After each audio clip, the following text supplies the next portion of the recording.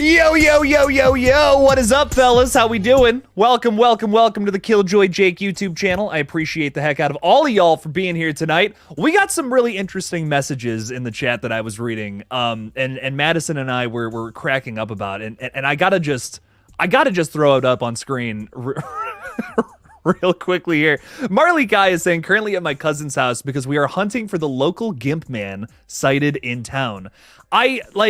I don't know, maybe I'm just in the woods about all this, but I have never heard of the Gimp Man. Like, I'm just imagining the guy from Pulp Fiction running around the woods like Sasquatch, like just getting up like this, and you know, like that famous picture, but with a gimp. Sasquatch in a gimp costume. I'm terrified. Like I have no idea what Marley Kai is up to right now. But God, I'm praying for your soul right now, my friend. That is so funny. But welcome to the chat, everybody. I really appreciate you. We have a very special guest on tonight. And hopefully we can get his channel up to 1,000 subscribers. He's just like, he's like on the cusp of it. So I was like, let's have him on. Let's talk a little bit about his channel. Let's talk a little bit about horror tonight. And hopefully we can get him there. I think it would be really cool if we could tonight via this live stream. That would make Jake very happy. But I do want to say hi to a few people before we really get into the conversation. We have Pro King 11, a member of the channel. Thank you so much, my friend. Art the Clown could have used to have been a doctor. Is that what you're saying there? And love to see people suffering in pain. I can imagine that, you know, if you enjoyed that, you would want to be a doctor. That's really fucked up, but but I can see it, Pro King 11. I think that could be a totally different serial killer origin story. I really like that, Pro King 11. That's very thought out, my friend. I dig it. I dig it a bunch. Thanks for being here, dog. Ellie Cortez is with us tonight. What's up? How's it going? Welcome in. Appreciate you. Erica, one of our beloved mods. Yo. How's it hanging? What's up? Villain Killin' Dylan. VKD is in the house. Yeah, dog. That black coffee is, that's hot. Burnt my tongue. What's up, Necro Mechanimal? What's up, fella? Thanks for making all those scary images of me last night of Ghostface and Art the Clown ripping me in half. That was always fun. You know, there's not too many jobs you can have where that's like just something normal. And I've really come to appreciate that about all of this crazy bullshit. So thank you, I guess, you know, question mark there. But good stuff. Josh Petrino's with us tonight. What's up, man? How's it going? I sent you a little something today, Josh, so give that I forgot to text you about it, but give it a watch if you want, my friend. A is with us, too, just the letter A. That's the letter of the day, stands for anus once again. Anus 2 days in a row. Sup, my fella, Jake. Sup, fella, letter A. How's it going? Welcome in, appreciate you. Jonathan Nichols is here too, saying yo. I'm a little predictable, aren't I? What's up, man? How's it going? You guys got my fella down, my yo. I gotta come up with something else. Howdy doody there, EastDVR.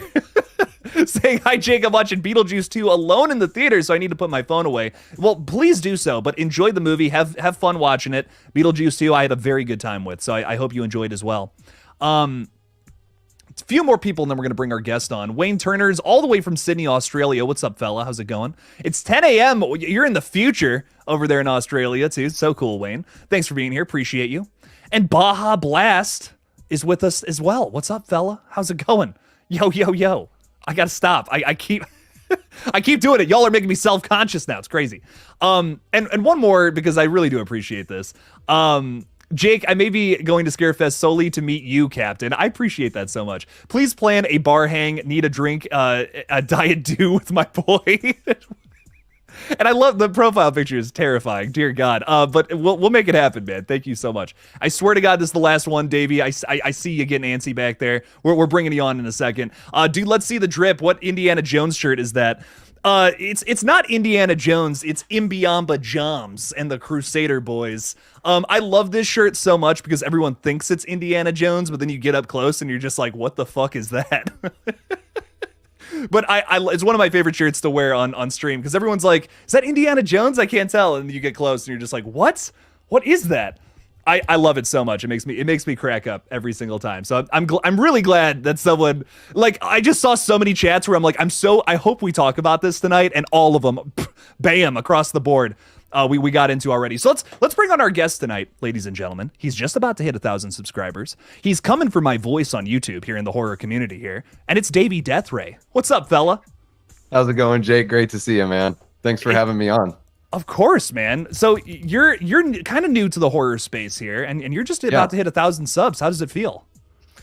It's really exciting. You know, it's been, gosh, getting to 300 was awesome at New Year's, something like that was when I hit that. And then it's just been this kind of, you know, chipping away at it, building the community. I started out with a bunch of pre-recorded vids, and then I kind of got more into the live game. I just wanted to get to know the audience a little bit better and get to know all the people that I've been hanging out with, like in Dave McRae's chats or, you know, wherever. So yeah, I ended up starting a weekly late night talk show called Late Night with the Davey. And that seemed to sort of like kind of kick things into a higher gear. So I've been able to bring on other content creators such as yourself. And it's been really awesome just to get to know folks in the community and yeah, just grow what we have over on the Davey Deathray channel. So yeah, I'm about 14 months in right now. So relatively new. Very nice. Okay, that's exciting though, man. Oh my god. I'm so excited. I love your channel a bunch, man, and it was a pleasure to come on the other day. I popped into the Cody Leach stream too, which that seemed like it was a lot of fun, man. That's cool that you had him on. It's dope. Oh my gosh, yeah. Nice. Been watching him for a really long time. So it was, and of course, you know, he's one of the big guns, just not even in the horror realm, but just in YouTube in general, as far as I'm concerned. Somebody that, you know, I really look up to as a reviewer and also just a guy. I think he's a good guy. So, yeah, it was great having him on. He was a little under the weather from our hangout in Phoenix. I actually just saw him like a few days before he came on the channel because he was out here for Gathering of the Ghouls. And that was really cool to get to hang out with him just in person. And you know, people were coming up. They're like, "Oh my God, you're Cody Leach, aren't you?" It was just kind of wild hanging out with him, but just sort of, you know, shooting the shit about a little everything. Sorry, I don't know if I can swear on your channel. I won't drop any F-bombs. How about that? Are you kidding me, man? I don't know. Into these streams. I'm so used to it because YouTube doesn't care about me. They probably won't care until I get thousands of subs. So I just say whatever pretty much on my channel with the exception of a few words. But yeah, it was great just hanging out with him and then having him pop on there. You know, similar to when we had you on for late night. You know, I see people that came over from your channel and same kind of thing happened when he popped in. It was a pretty wild stream and been seeing those folks pop into our stream since then. So it's been really cool to see, you know, folks in the community wanting to support the up and comers. That's how it has to be, man. I mean, I remember when I started doing all this and like people wanted to have me on their page and I'm like, really? Like, oh, okay, cool. Like I had like 1,000 subscribers maybe. And I was like bouncing onto all these pages and I was just so thankful for it. But you have to, man, there's not too many communities like this on YouTube and you got to set the example. You know what I mean? That's how I look at it. It's almost like a responsibility kind of thing. As Uncle Ben once said. So it is. It's one of those things where it's like, I mean, so I came from like, I grew up playing music. I fell in love with punk rock back in like 94. Green Day broke. I was in 7th grade. And then all the skate punk kids in my little hometown of Juneau, Alaska got me into bands like NoFX, Pennywise, Bad Religion, Face to Face. And so I spent a lot of my life playing music and in that part of show business. And it was so much more cutthroat. Like, of course, you meet great people, but when push comes to shove, it's not as friendly as what I found here in the YouTube space, which is great. And I'm sure there's plenty of jerks out there. You know, it's just the way humans are. We're jerks, and we exist in every group. But so far, it's just been amazing. And yeah, like you said, it's one of those things that's pushed me to, you know, if somebody reaches out to me, I'm like, yes, let's do something. Just one of those things to try to, you know, just remember to pay that forward as far as, you know, being as big of a sweetheart as you can for somebody who reaches out. No, it 100%, man. You have to. I just, my thing is like, I don't want this community to sour. You know what I mean? That would suck. I feel like we have this little slice of YouTube, albeit small. It is something that I cherish a lot, and I'm very grateful to even be the smallest part of, which makes me so happy. So I try to spread that love to other channels and other people who I just see a lot of potential in. And Davey, you know, not to cradle the balls a little too much here, but I do really like your channel. So thanks, man. I appreciate that. Yeah, I mean, for me, it's just about being genuine and being passionate. If I'm not passionate about something, I'm not going to fake it. And because I think people can see right through you. And yeah, just being yourself and, you know, hoping that your personality is something that resonates with the folks out there. And of course, learning from people like you that, you do a great job with your chat. I can tell everyone really loves jumping into the lives. I love jumping into the lives and hanging out with everyone as well. So, that's kind of a similar sort of vibe that we want to create over on my channel. And of course, just sort of carve out our own space. So many people do a great job at like movie reviews and covering the news. Like that's something that you do really well. And I was sort of like, what can I do that will let me be a part of that group, but not feel like I'm, trying to keep up with the Joneses. So doing Late Night with the Davey is a great way to, exist on the platform and also do something that's got a little bit of a different spin on it for sure. Yeah, man. No, that's wonderful to hear, and I'm excited for you to find that as you continue doing all this, because I'm 5 years into this, I'm still figuring shit out, which is crazy, man. But we got Josh Petrino in the chat, and real quickly, yeah. I do want to talk a little bit about this, dude. Thank you for the 5 again. Josh is always supporting the page. You want to talk about really cool people in the community. Josh is not only supporting horror YouTube channels, but he's also working on Terrifier 3 as we speak. That's awesome. Yeah. As most of you know, Josh likes to pop into these streams, which is just so dope. And he's saying, I have to split Art the Clown calls. Everyone follow Davey. He's cool as hell. Also, MW3 Art looks like Mark Cuban in Art the Clown makeup, which is so funny, man. Oh my God. Have you seen any of that yet, Davey, in Call of Duty? I saw the Michael Myers thing that just dropped this morning. And I think I saw a little bit of Sam from Trick or Treat, but I must have missed it. I was kind of scrubbing through because I was at work. So if Art the Clown was in there, I totally missed him. Art the Clown is in there, and yeah, it's kind of just for a split second towards like the back half, and it's got a lot of people really excited. And what I tweeted out about it, I was like, man, like so many people are like, Art the Clown's not an icon, you know what I mean? He won't live up to Michael Myers and Freddy Krueger, and I'm like, okay, fair, I get it, but here he is in Call of Duty now alongside Michael and Sam and all these other icons. I'm like, he's up there, man. I'm telling you, he's got some pull, and I love that about him. So. I think real quick note on that, like I totally get it. It's probably people my age and older that are like, he's not an icon or he's not one yet or whatever. Some of my favorite YouTubers have talked about that. I just think we're at the point now with Terrifier 3 having the hype that it has, with Terrifier 2 being such a more remarkable, incredible film than the first attempt. I think that we're at the point now where you can call him an icon or say that he's becoming an icon. But this whole idea that he's not an icon, like, that's got to go in the trash. Like, it's over. Like, when I go to a horror convention, the amount of Terrifier shirts I see, the people I see dressed up as Art, like all of the Art paraphernalia out there, like it's undeniable at this point. I'm always going to root for my boy Michael. Like, Michael is my guy. I friggin' love Halloween to death. And I think that Michael and Art would have a good go at it. But Jason and Freddy, man, they're sitting in the wings because the rights holders don't care about their property as much as Malik Akkad cares about Michael Myers and the fans of Halloween. So yeah, I think Art is next in line. I mean, Ghostface, sure, he's there too. No, but I love that, man, because it's not like we're taking away from the icons that already have had their time in the sun and all that, right? But we need new icons too, man. I mean, there have not been a ton of horror icons in the last 20 years, and it's a major bummer in my opinion. We've had a few here and there, but nothing like Jason and Freddy and all that. Art the Clown has the potential to really go that full stretch, hopefully, here in the 2020s, which would be so cool. I'd love to see a bunch of these movies come out in the next couple of years, and I hope it happens. I'm also looking at he's not yet. I wouldn't call this character an icon yet, but I'm also looking at Johnny from In a Violent Nature, and I'm like, if they make another one of these that's a big hit, I'm like, this could be something. This could be something here. But I'm still waiting on that one. I'm still like, okay, we can't call him icon status yet, but I think he's getting there. Hopefully, fingers crossed. You kind of have to be like, at least have a trilogy with the momentum that's going to take you beyond that. Like, that's what I think with an icon. Like, I wouldn't consider the Fisherman Killer from I Know What You Did Last Summer an icon or anything like that. There might be an iconic shot or something like that, but it's probably of Jennifer Love Hewitt's chest and not of the fisherman.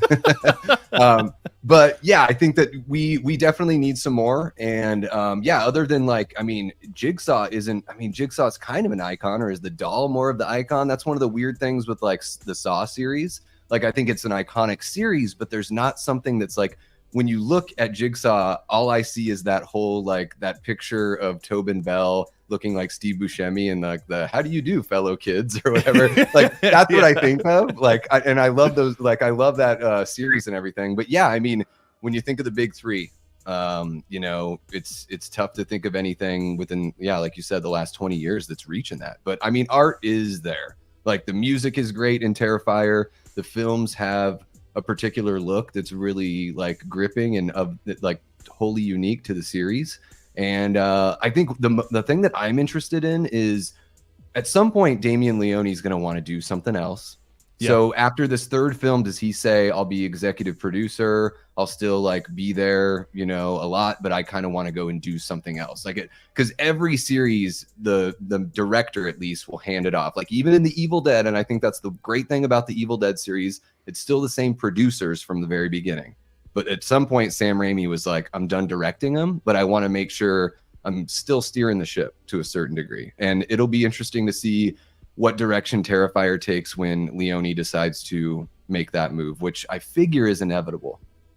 Yeah, and I'm also excited to see what else Damien does. You know what I mean? And just real quick, Josh, thank you again for the $5, man. Probably hard at work already on Terrifier 3, but we'll move on to we appreciate it, man. But yeah, he says Damien won't hand it off. Sorry, I'm jumping ahead in the chat. He says there's no way he's gonna. So that's surprising to me because I feel like, you know, just a creative person would want to stretch and kind of do their own thing, but what the hell do I know? I don't know Damien Leone at all.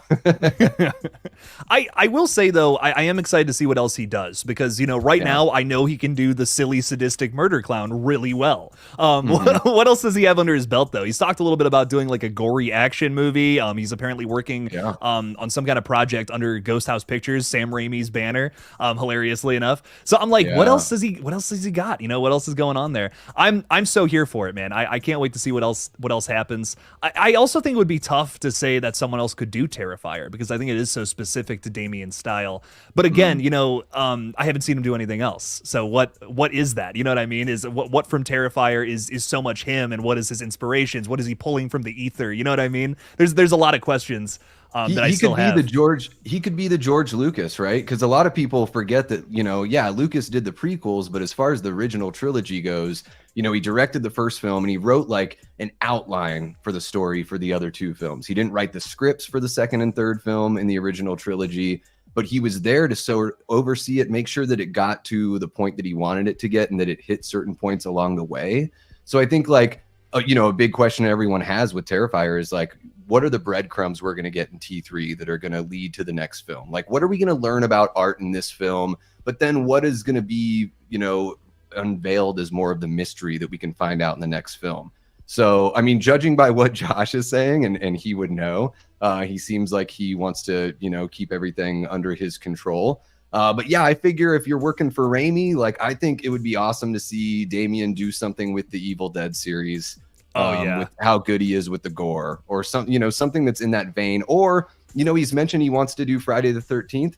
I think it would be really interesting. Like, what does it look like when you pull back on the gore and you do something that fits Friday the 13th, that still has your style of filming, but maybe doesn't go full overboard with the gore like Terrifier? Because I think that, you know, it's all about like a spectrum. And anytime an artist can be able to show like, hey, I can do this and I can do that, it's like, you know, listen to a Prince record. How many different styles of music are on a Prince record? It's like a rock song, a funk song, a ballad, like R&B. It's like he does whatever. Queen, they do whatever. And it would be cool to see someone like Damien be like, hey, you guys think all I can do is Terrifier? Well, check this shit out. And then just, you know, hit the 3 from, you know, the logo. And I know that he's such a big appreciator of other horror films that are not very gory. Like The Lost Boys is one I've heard him talk about on multiple occasions now. And I'm like, that's not a very gory movie, you know what I mean? But it's it's a really good horror movie. So I'd almost love to see him do something like that, where it's like, it's not really super terrifying or gory or anything. It's just like, this is just a really fun, like, romp of a horror movie that features a lot of fun characters and some crazy vampires and bullshit. And it's really vibey too, right? Like The Lost Boys has like a great soundtrack to it. I could put it on 1,000 times and never get sick of it. I'd love to see him do something like that, just to prove everyone wrong about what he's capable of. So honestly, I'm here for whatever he ends up doing next, but I totally agree with you. I'd almost love to see him do something just completely out of left field, where it's like, what? This is the Terrifier guy doing this? I'd be so down for that personally. That would be nuts. Well, yeah, think of what happened when Jordan Peele went from Key and Peele to doing Get Out, and everyone flipped the fuck out. You know, it's like you know, you're showing that, hey, the skills that I have can be used for anything that I want to do. And I think that's the greatest thing that an artist can do is say, you know what? I'm not limited by my favorite thing. I can do whatever I want. I just did that one thing because it was what I was best at and it was what got me attention. Now I'm ready to just kick down the door and say, what's up, Hollywood? I'm here and I can do whatever the hell I want. People are going to eat it up because I know what makes a good film. And that's the most important thing above everything else. Like, what makes a good film? He figured out from the first movie, okay, I need a story and I need an anchor. And so you bring in Sienna and you bring in a story and then you've got your anchor. And even though Terrifier 2 was like twice as long as the first film, it felt to me like it was just as long because it was just more of a film. So, you know, I think he's only showing that he can do more and get better. I love seeing that. That's my favorite thing with an artist, you know, whether they're an actor, writer, director, musician, like I just want to see him try different things, stretch out their skills and surprise everybody. I completely agree, and I'm really hoping to see that in whatever he does next. I will say though, I do hope we get a Terrifier 4 after 3, man. I don't think I've had enough. Absolutely. They need to keep it rolling. Like there's no reason to not have like 12 or 13 of these things, right? No reason not to. I mean, even if you reboot it, there's no reason not to. I completely agree, man. We got Grumpy Gorehound though throwing $5 out there. I appreciate you, man. Throwing out a bit of a hot take here, saying I look at Jigsaw and just roll my eyes at the ridiculous plot devices they keep coming up with to do another sequel. Ooh, sure, man. Davey, how do you feel about just the Saw franchise or Jigsaw as a character overall? Well, I think the trouble that you run into is when the first film has like a great twist, and then you follow it up with another great twist in the second film. Then it starts becoming the M. Night Shyamalan kind of thing where people sit down and watch your movie and they're like, all right, what's the thing that I should be looking out for that's going to like tip me off? Like, and they start trying to anticipate the twist instead of just like losing themselves and immersing themselves in the film experience, which is what you do when you watch the original Saw, especially if you don't know there's a twist. So I do think that they're sort of put in a box in a you know, particular kind of way. But also, as long as the you know, writers and filmmakers that continue to make these films like understand that and make sure that it fits with the lore that's been put before the film they're working on, I think they can make it work for the fans of that film. And it sounds like Grumpy Gorehound, yeah, maybe you're just not a big fan of the series overall, but the people that are big fans of the series like really loved the last entry, you know? So I think it's one of those things with Saw. I'm not the biggest, like, whatever they want to call it, torture, whatever they want to call it. Like, I don't know if I really consider it that, you know, in every film in the franchise. But yeah, I get it. Like, just like any other series, they start getting tiring after a while. I mean, we're looking at Scream 7 and how many people are out there saying, it's something that I've said before and I've heard, you know, Dave McRae say before. Why don't we do a two-parter where you end a Scream film and we don't know who the killer is? The killer wins at the end of a Scream film, and then in the next film we find out who they are maybe halfway through, and it becomes a totally different style of Scream film for the second half of that two-parter, you know? And I think that's one of those things with Saw where people are sort of like, yeah, I already know what's coming. Like, big deal, you know? Impress me, surprise me. And that's the only downside to something like that when you rely on the twist. Yeah, I'm also kind of at this point with Saw where I don't need some ridiculous twist. I think they tried to put one in Saw X, and I was just kind of like, you know, whatever. Yeah. Like I knew it was coming. You kind of have to do it with the Saw movie. But what I will say is I really do enjoy those ridiculous plot devices. Like, I know some people are like, you know, it's too far of a stretch. Like, I can't believe this, but I don't know. I'm not coming to a Saw movie looking for realism. I mean, we're watching this, we're watching this old man who's actively dying, put people in these ridiculous, like physics thrown out the window. You know, it doesn't even matter. He's just putting all these crazy people that he doesn't like in Saw traps.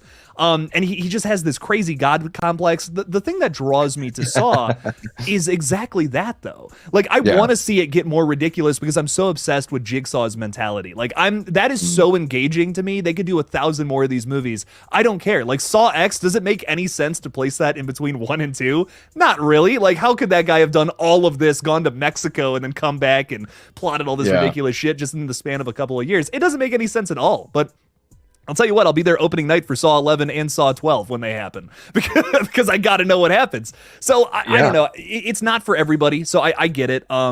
But for me personally, like I could just watch 100 more of these movies. Like I love how silly and ridiculous they are. Long live Tobin Bell. He makes them so much. I did enjoy Spiral, but man, it's just not the same without him. So I love these movies. Keep them coming personally. Yeah, they are kind of like soap operas, right? It's like a horror soap opera. And I think one of the things you said at the beginning was that you know what you're expecting. I think that's a big thing too with horror films is like, you know, when Friday the 13th 09 came out and the negative reviews are like, well, this is just a bunch of hot people out at a camp, like, or out at a lake getting killed. And I'm like, yeah, have you not seen any of these movies? Because it's exactly what those movies are. Like, this movie gives us everything we want. Sure, maybe it's a little WB, but like, whatever. Like, it's not like the other movies in the franchise were like gritty. Like, you know, they were making a shitload of money, and that's why they kept on making them. So I think sometimes people sort of, you can lose sight of like, well, what is this really? And then there's the flip side of that, which is people like me with Halloween, where when Halloween Ends came out, I was like, I'm ready for something different because I have all of those Michael Myers movies to watch that are Michael Myers movies. Like, I don't mind having one that takes some chances and takes some swings. And the great thing about horror is you can just reset it, especially with Halloween. You can just it really is choose your own adventure in an extreme fashion at this point. Yeah, it's so bizarre that like what I want to see from a Halloween TV show, honestly, is something called like Halloween Legacy. And every season is like a 6-episode miniseries where they pick up and do a legacy. Like, let's see a legacy sequel off of 4. Forget 5 and 6. Let's bring Danielle Harris back, do 6 episodes, and just boom, put that story. Like, let's pick up where that story ended. Let's bring Josh Hartnett back and let's do a sequel to H2O. Like, let's do a whole season on Season of the Witch. Like, let's have some fun with it. I doubt they'll ever do that because Michael's the moneymaker. But at this point, I think horror fans would be there for it. Maybe the rights holders just don't know that.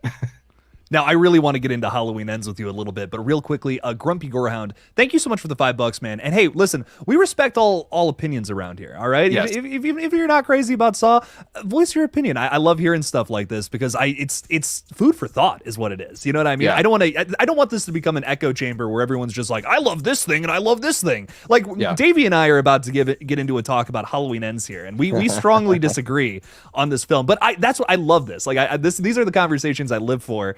In this community. Now, you're our resident Halloween Ends lover, which we have a few people in the crowd. I don't know if they're here tonight that are big fans of this movie. Care to defend yourself a little bit? A little bit. Yeah. So with everything that went down with the trilogy, I know that the pandemic kind of derailed their original plans of where they wanted to take everything, and they had to get a bit more creative on top of everything they had already come up with. So, maybe about a month or so before the film came out, I read an interview with David Gordon Green. He had mentioned, he was like, there's this character, Corey, who's like a main character. He's kind of Michael's cohort here, and he's going to be coming to the forefront of the story. And that's pretty much all he said about Corey. And to me, that sort of just gave me a little bit of a foundation to where when I went into the movie, I was like, all right, I know we're getting something different. And my wife and I went and checked it out opening night. We went and drove up. Man, we had to drive all the way across town, like an hour away to see it on IMAX in a theater. And I sit down, and as soon as the credits start coming and I recognize that it's the Halloween 3 credits, I'm like, all right, so there's another tip. I'm like, I am an astute Halloween fan, and I know that a little extra something different is coming here. They started it out with a pop song instead of starting it out with a John Carpenter song. And I was like, all right, they're giving me all the hints that we are getting something completely different here. And I feel like the audience, like, we have to do some of the work, whether you're listening to music or looking at a painting or watching a movie. Like, you sometimes have to meet your creator or the creator of the piece, maybe not halfway, but you have to meet them somewhere along the way. And, I went into that movie without any other expectations other than it was going to be different than the 2 films that had come before it, but that it was going to tie the story together. And I certainly can understand why people don't like where the story went. I totally, like you had said, I respect all opinions as well. I think our difference in opinions on art is completely fascinating. And I mean art, not Art the Clown, but that's fascinating too.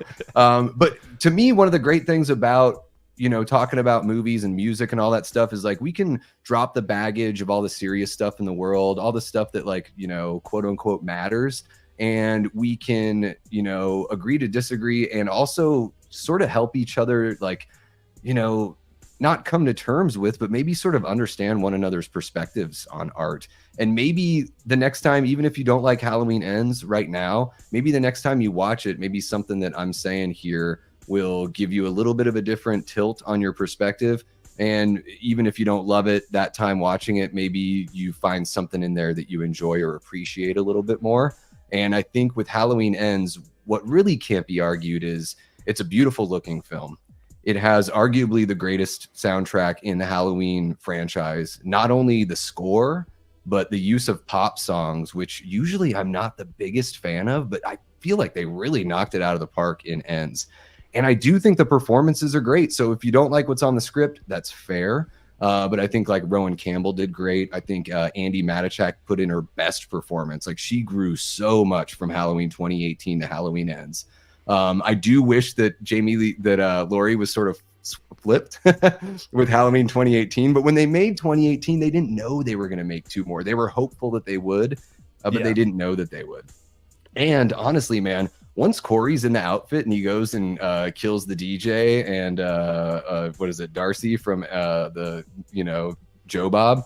Yeah. And then he goes to the junkyard and takes care of the band geeks. I'm like, this is Michael Myers. Like, at that point, I'm like, he is Michael Myers. And I didn't really need Michael at that point. I do agree that maybe, well, I was heartbroken that Corey got killed because I was like, a great way to continue this is just to start a new series where Corey's Michael. Like, that would be kind of cool.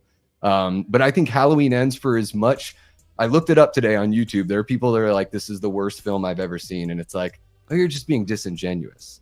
Like, it's okay to say you don't like it, but like, go watch, not even The Room. How about you go watch like any of Ed Wood's movies, or go watch a Coleman Francis movie, like go watch The Beast of Yucca Flats. I mean, there's so many, like, to say it's the worst movie ever, it's just like, oh, you're just trying to get clicks now. You know, it's funny though. I kind of was coming around to the film maybe like 6 months ago. And I'm always here to rewatch movies I dislike because I'm so down to have a new opinion, to grab something new that maybe I missed the first time.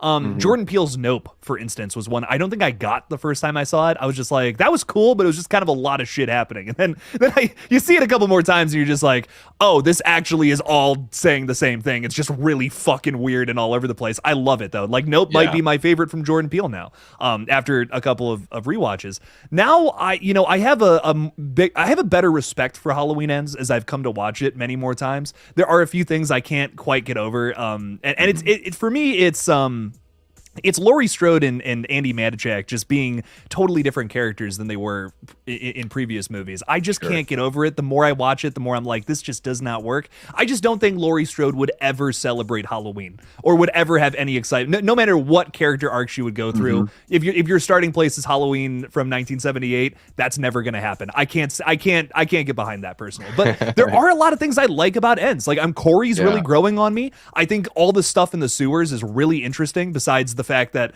Corey kind of just yanks the mask off of Michael. That bums me out a little bit. But the kills are great, and the score, I mean, I have never fallen in love with a movie score more than Halloween Ends, despite not liking the film. I mean, I love it. Might be my favorite score from the whole new trilogy. So there's a lot to love about Ends, in my opinion. I've seen it like 5 or 6 times now. Although the story doesn't work for me, there are so many other like nuances about it that I think are so special, and I totally see what people really vibe with it, and that's why people are still talking about it 2 years later, is because of that reason, man. So I dig it, man. It makes me happy. I think that like the real test of, like, the test of its legacy is going to be, what are the people that are being born now in 20 years when they watch all of these movies, are they going to be as surprised? Because they're going to read all this stuff. It's similar to the way people were about Season of the Witch, which was not readily available for a really long time. I didn't watch Season of the Witch in its entirety until like 2007. I had to download it illegally in 2007 because when I was a kid, it would run on TV, but it would run after Halloween 1 and 2. And I'm a kid, and I'm just like, what the hell is this? And so I'd switch to something else. I'm no like experienced film critic at that point. But once you actually got to watch it, you're like, oh, this is a great film that exists like within its own confines. And Wayne Turner brought something up there, really, really a good point. Halloween Ends would have been way better if Corey was introduced in 2018. I agree. I'm planning a series on my channel that's how to make it better. And I would have included Corey because you get the sense in Ends that he's a smart kid, but he comes from a family that's not well off. I would have put him in the National Honor Society with Allison. He would have been somebody that maybe Cameron picked on for their whole youth. And Cameron really didn't like the fact that this kid was hanging out with his girlfriend studying and stuff like that. And then you don't even need to put Corey in Kills. And you bring him back in Ends and we're like, oh, it's that guy. And that from 2018, yeah. But again, they didn't know I think a lot of people, maybe they forget this at this point. But when they put together 2018, they were hopeful. I think they had an outline for the next 2 movies.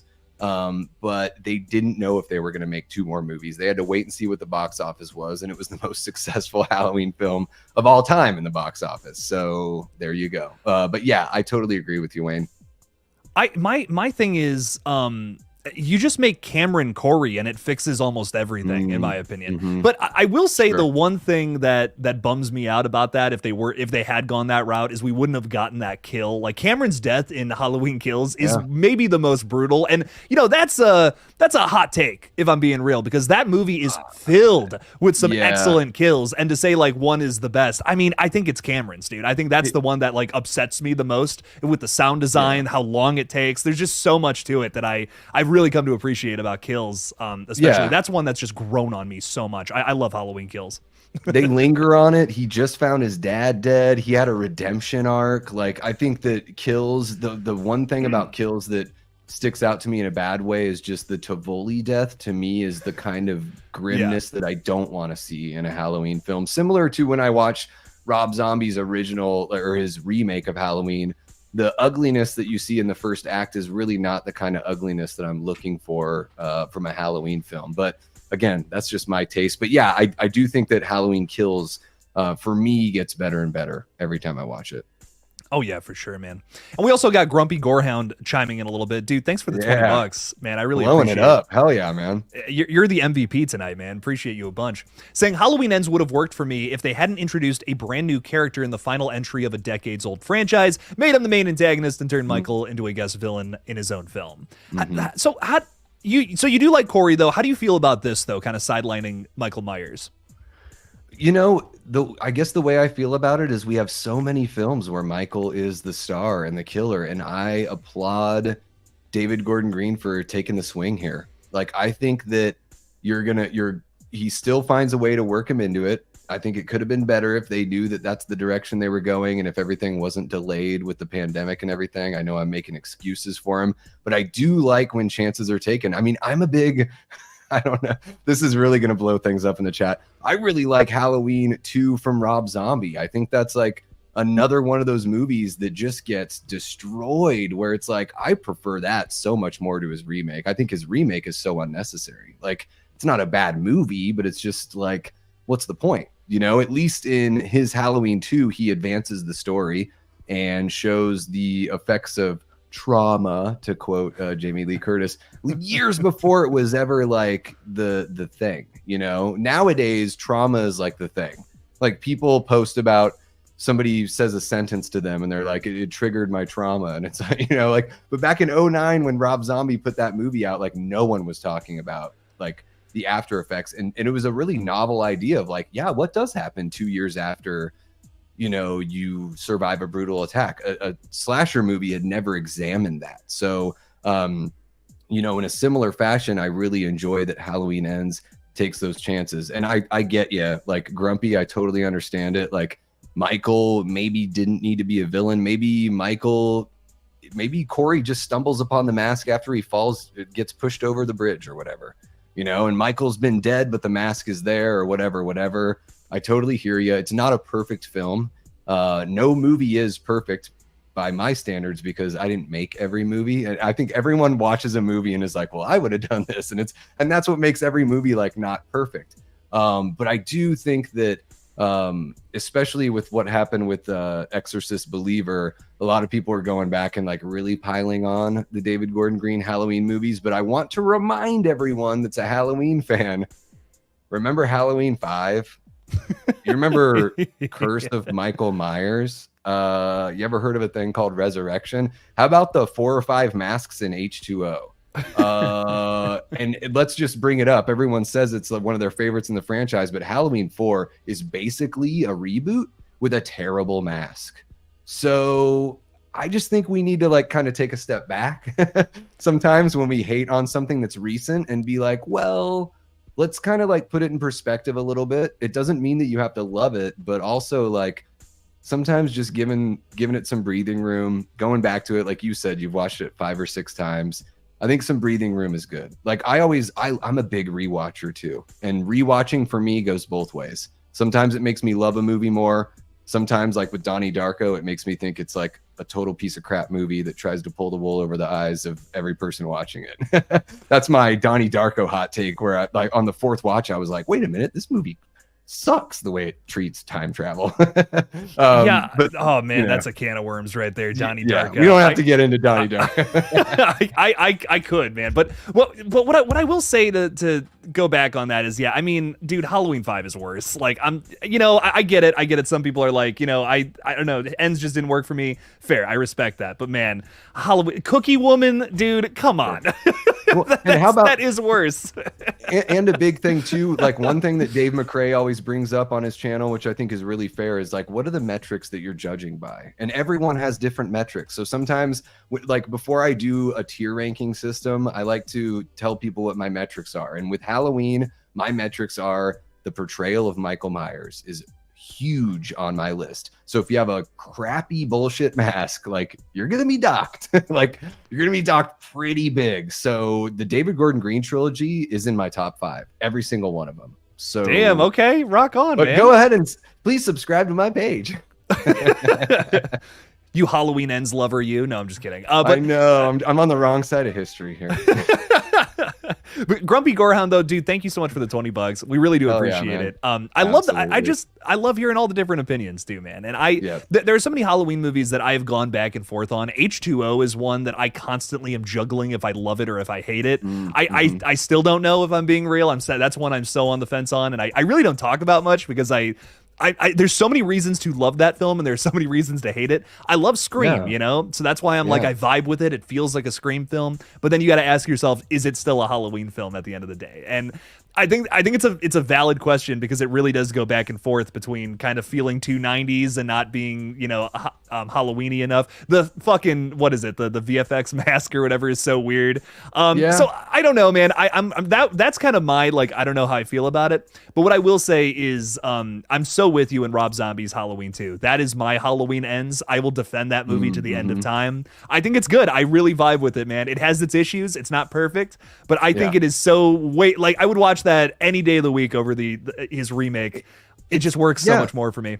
It's interesting, like it stands out. And I think that one of those things about H2O, it was my first Halloween experience in the theater. I was 15 when that film came out. I'm an 82 baby, or 16 when it came out. And when I watch it now, the first act I really love. Like the first scene where they use the Curse of Michael Myers mask in the first scene looks great. Like I do love that mask, and I know like certain people don't love it, but man, I think that curse mask is really good and it looks awesome at the beginning of the film. Really love seeing Marion come back for that opening scene and everything. I think that Jamie's arc for Laurie is really, really good. Hartnett is solid. But man, like for me, Adam Arkin as the boyfriend, as Laurie's boyfriend, like that guy, I'm like, this guy could have been so much more in this movie. He's so great in that first like third of the film, joking around with the girls in their room about getting his nipples pierced, all this sort of fun stuff where I'm like, this really works for me. But then it really falls apart with the back, and not even just the CG mask. It's that white K&B alien mask. Going back and forth from that to Stan Winston. And I don't think the Stan Winston mask looks good either. I think Stan Winston is amazing. It doesn't mean that every song you write is going to be a hit, dude. And that mask is a fucking mess. The hair on that mask is worse than Josh Hartnett's hair.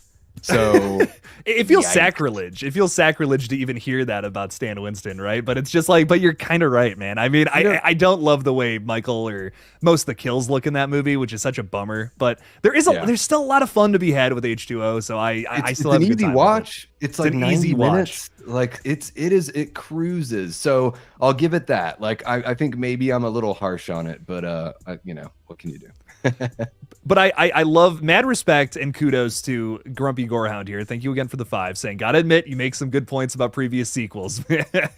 Hey, I love it, man. And I love hearing all the different, again, I love hearing all the different takes. That's why I'm even here doing all this crazy shit. So mad respect to you. Thank you for all the support to the channel. And we love hearing your opinions, man. So thank you. Thank you so much. And right back at you, Grumpy. Like, I think you make some really good points about Michael being sidelined. I think those are absolutely valid. Like, it doesn't ruin ends, but it's something that, like, the things that I love, I still have issues with. It's like, I'm a huge Buffy the Vampire Slayer. Like, I'm a big fan of that show, but man, there's certain seasons even where I'm like, what's with that season, or what's with these episodes? It doesn't mean you don't have to throw everything out. We live in such an interesting, when people are black and white about politics, I think I understand it a little bit more. But being black and white about art, it's like, this is relatively inconsequential. So this is the space where we can have the differing opinions and have like a really open conversation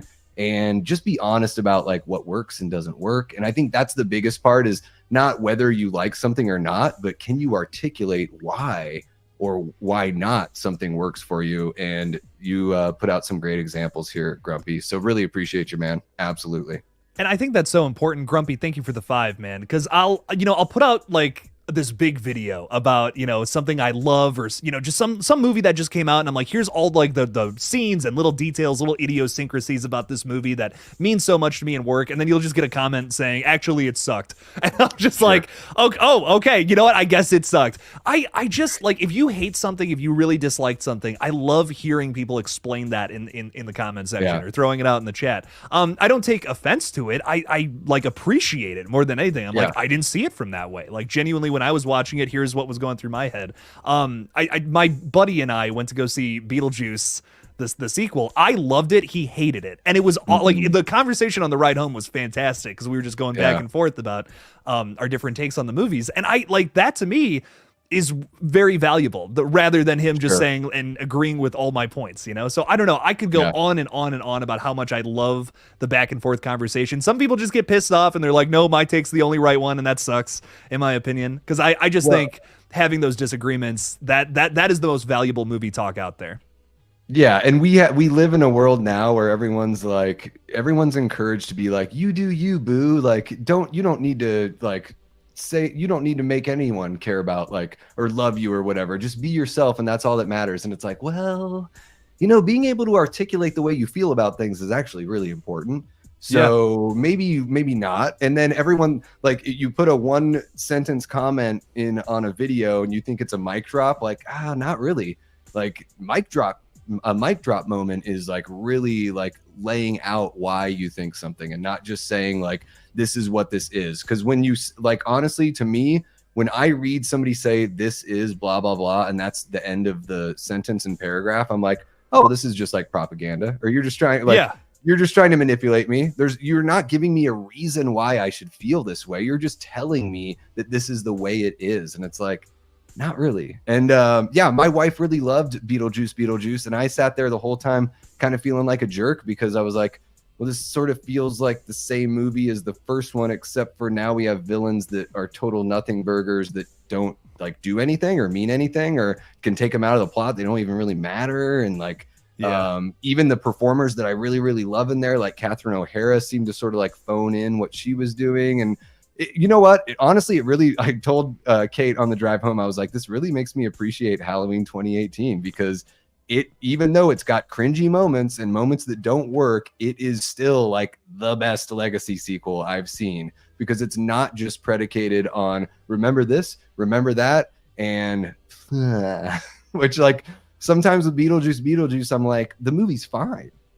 Like it's fine, but I like, do agree about the you know, villains though, man. Like I just wish they had done. I wish it had gone somewhere because I think my argument with Beetlejuice is that all the ideas across the board are good ideas, but half of them don't have any purpose or any reason to actually be there besides style points.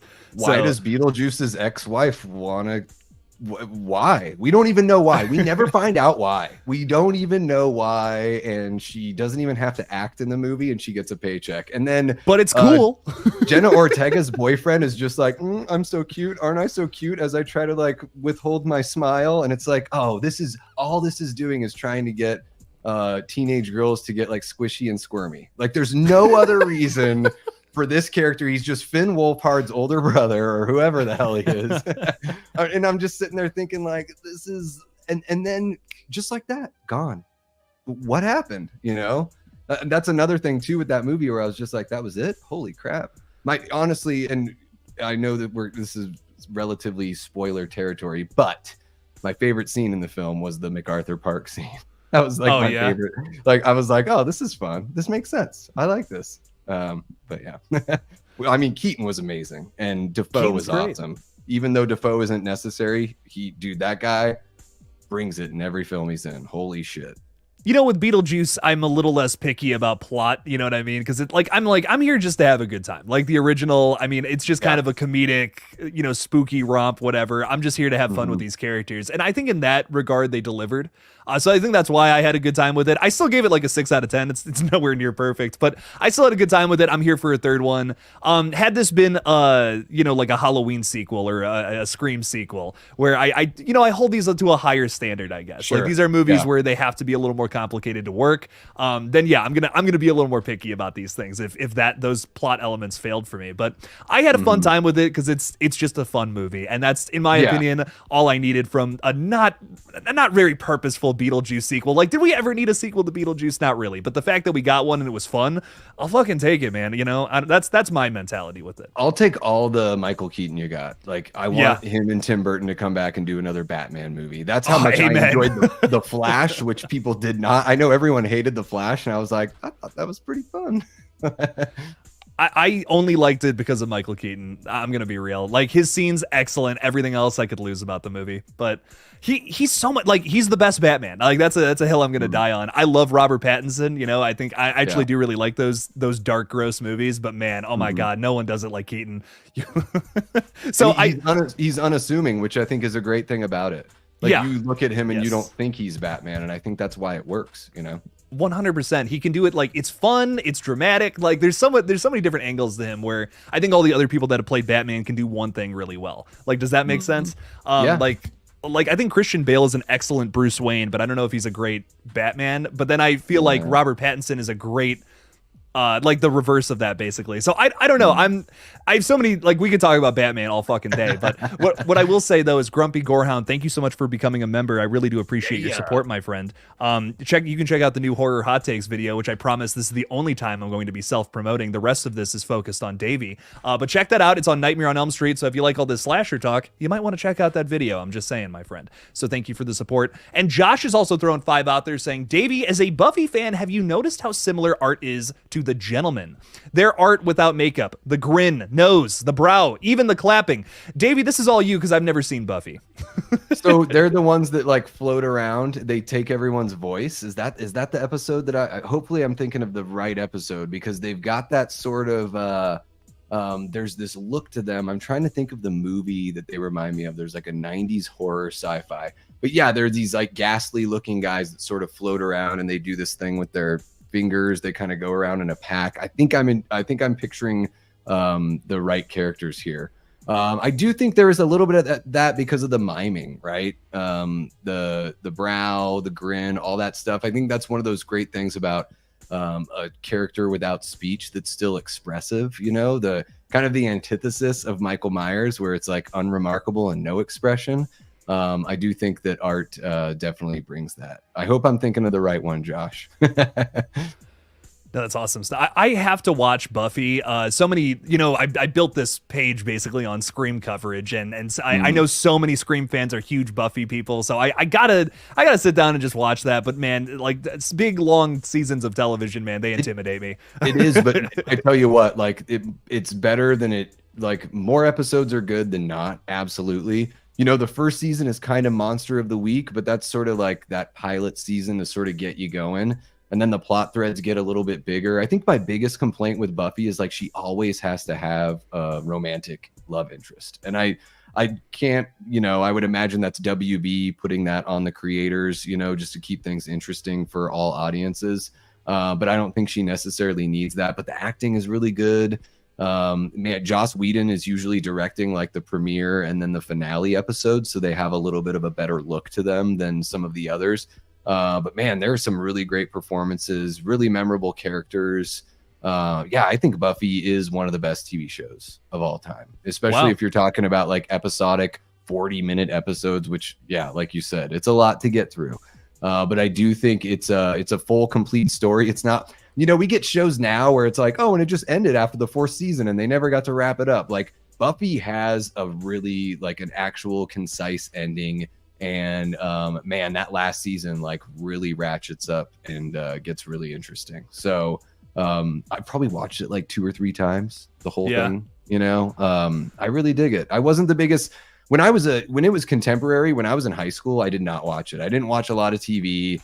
I was just sort of like playing music and hanging out with my girlfriend and stuff like that. So I watched that in my like early 30s and was like, damn, this is really good. Okay.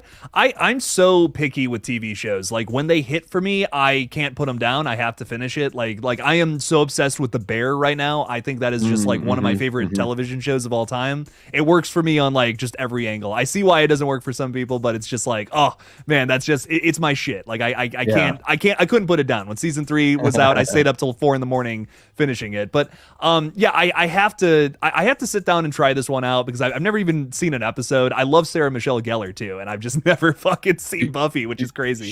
She is so good in the writing. Like I do think it's Joss's best work. Like I'm pretty lukewarm on him as a filmmaker. I think it's pretty other than like Serenity. I like that, but I think like the Avengers movies he did are just sort of like okay. Yeah.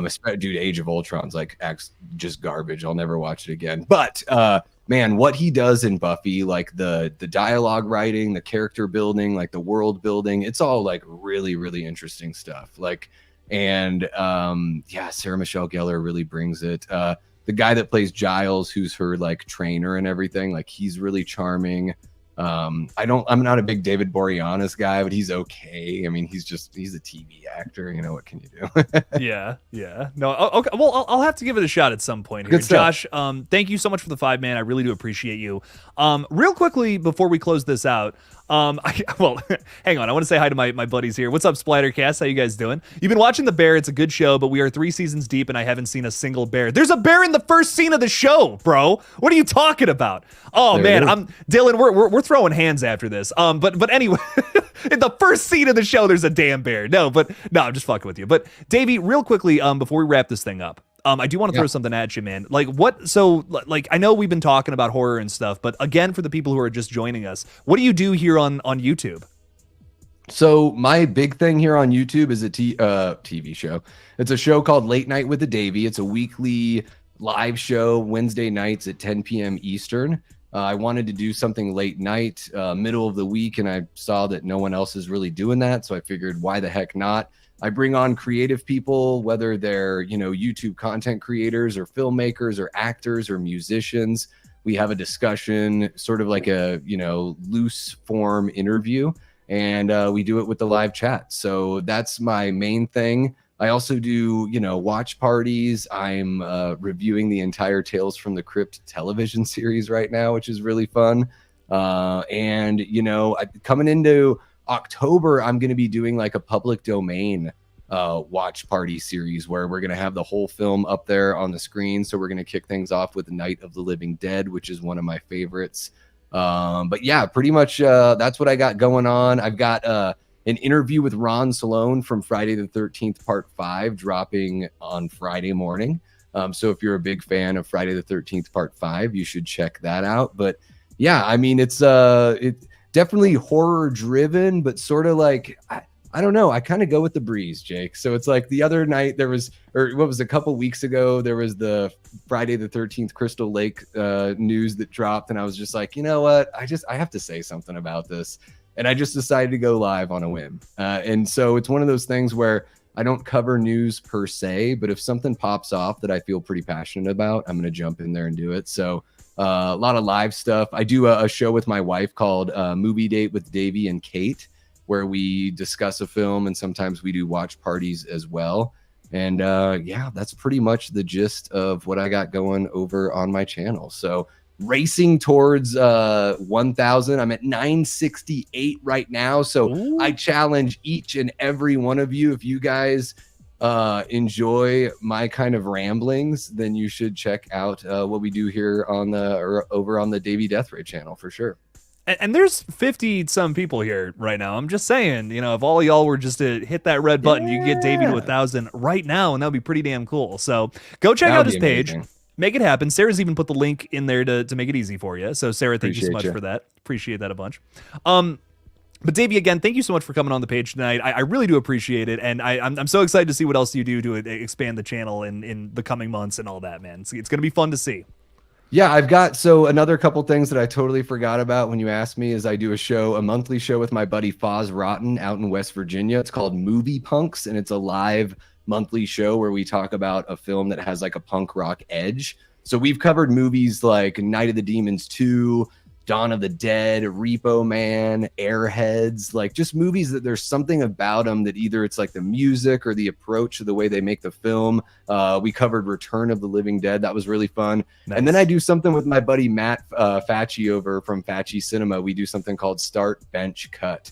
And that's just basically like, you know, a PG version of Fuck, Marry, Kill, where you just list, like, we kind of pick a theme and you sort of go through like, what would you start? What would you bench? What would you cut? And these are all live shows that we do. So you guys can, you know, sub to the channel, hit the notification bell, and jump on into the live stream and just be a part of it all. Dude, fantastic. Hey, that's fantastic to hear, man. Well, we'll go check it out. Go check out Davey's channel, man. And again, thank you so much for coming on, man. Thank you, thank you, thank you. Absolutely. Thank you for having me. And no, Ty Lee says, yes, Ty Lee, thank you for reminding me. Watching Terrifier 2 tomorrow with Sledgehammer Horror and Evan from Rockland Graves, who will be on Late Night with the Davey here pretty soon. So yeah, that'll be great. Whole bunch of stuff going on all the time. So yeah, thank you so much for having me, Jake. Yeah, I didn't even know you had people on the channel, so really pumped to come on board and say what's up to everyone here in the chat. Yeah, I'm trying to, you know, not to talk too much about myself, but I am trying to do like a Tuesday, like just creator spotlight, like just have somebody on, have a focused discussion moving forward. I have a filmmaker coming on next Tuesday who's working on a short film that really impressed me from the trailer. So I'm actually really excited to have this fella on.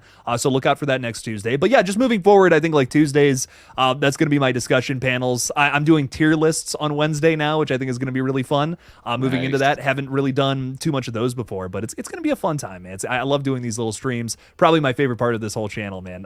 Besides some of the crazy videos I get to do, of course.